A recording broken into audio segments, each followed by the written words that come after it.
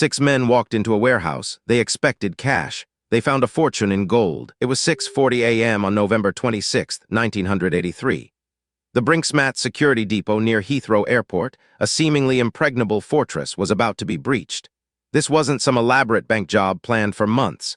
It was a tip-off, a betrayal from within, promising a simple haul of £3 million in cash. But what the 6-man crew discovered inside would rewrite the history of British crime. They stumbled upon not mere bundles of banknotes, but £3 million in sterling, and crucially, 3 tons of gold bullion, along with a significant quantity of diamonds. The total value of their unexpected treasure, an astounding £26 million. In today's money, that's well over £100 million. It was a score so immense, so unprecedented, it would forever change the landscape of organized crime in Britain, leading to a decades-long saga of murder, betrayal, and relentless pursuit. Our story begins with Anthony Black, a security guard at Brinks-Mat. He provided the crucial inside information, driven by a promise of £100,000. His brother-in-law, Brian Robinson, was the link to the notorious South London criminal, Mickey McAvoy, the man who would assemble the core crew. McAvoy, a career criminal with a reputation for violence, brought in his associates, Tony White, Brian Reeder, Kenneth Noy, and John Palmer. This was not a sophisticated international network. This was a crew of hardened local figures about to get very, very lucky. The plan, as Black understood it, was straightforward. Disable the alarms, subdue the guards, and grab the cash. On the night of the robbery, Black opened an emergency exit door, allowing the gang to slip inside the high-security compound. Once inside, they quickly overpowered the other guards, binding them and dousing them in petrol, threatening to set them alight if they didn't cooperate with vault combinations. It was a terrifying display, designed to extract information and instill fear. It was during this brutal interrogation that the true scale of the depot's contents was revealed. One of the terrified guards confessed to the presence of the gold and diamonds. The original target of £3 million in cash suddenly seemed insignificant. The gang spent hours loading the immense weight of gold and cash into their stolen Ford Transit van. 3 tons of gold is not a subtle amount. They were operating on pure adrenaline and the sheer disbelief of their discovery. The initial plan had truly gone sideways, in the best possible way for them. By 8:15 a.m. they were gone, leaving behind traumatized guards and a crime scene that would baffle investigators. The sheer audacity, combined with the astronomical value, immediately drew national attention and the full force of Scotland Yard. The immediate challenge for the robbers wasn't escaping, but disposing of such an enormous quantity of traceable gold. Gold bullion carries serial numbers, making it hot property.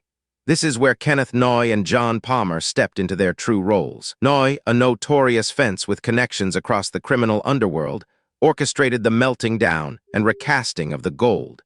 He used legitimate-looking smelting operations to erase the identifying marks, transforming the bullion into untraceable ingots. John Palmer, a jeweler by trade, became instrumental in selling the recasted gold. He had extensive contacts in the jewelry business, both legitimate and illicit, and was adept at integrating the stolen gold into the wider market, laundered through various channels. The sheer scale of the operation required a vast network. The stolen gold was moved through safe houses, laundered through shell companies, and even transported abroad. It was a logistical nightmare, but one that Noy and Palmer executed with chilling efficiency. However, the gold left a trail, albeit a faint one. The police, led by Detective Chief Superintendent Brian Boyce, began to piece together the puzzle. Their investigation was meticulous, following every lead, no matter how small. Anthony Black, the inside man, was arrested first. His testimony, combined with forensic evidence and extensive surveillance, began to unravel the network.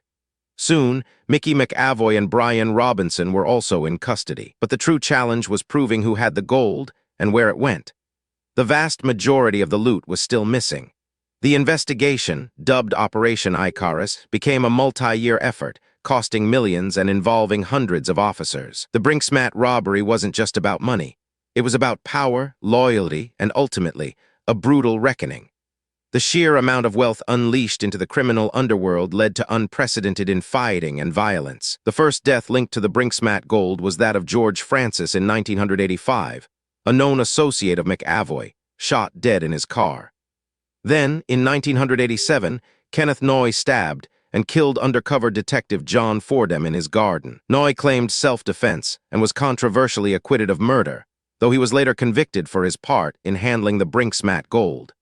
This outcome fueled public outrage and highlighted the deep-seated corruption and intimidation at play. John Palmer, despite being acquitted of handling the gold, continued to build an immense fortune through timeshares and other ventures, living a lavish life.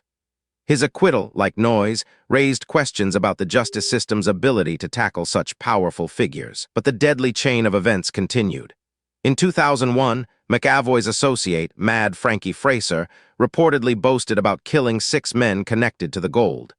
The list of those murdered or who simply vanished grew longer with each passing year. In 2015, John Palmer himself was shot dead in his garden. While initially deemed natural causes, a later investigation concluded he was murdered. Many believe this was the final, brutal chapter in the Brinks-Mat saga, a curse that followed the gold. The Brinks-Mat robbery stands as a stark reminder. Some fortunes carry an unbearable cost. The original £26 million in gold and diamonds was largely never recovered, but its legacy is etched in blood and the enduring mystery of its final resting place. Explore another notorious British underworld saga in our next deep dive.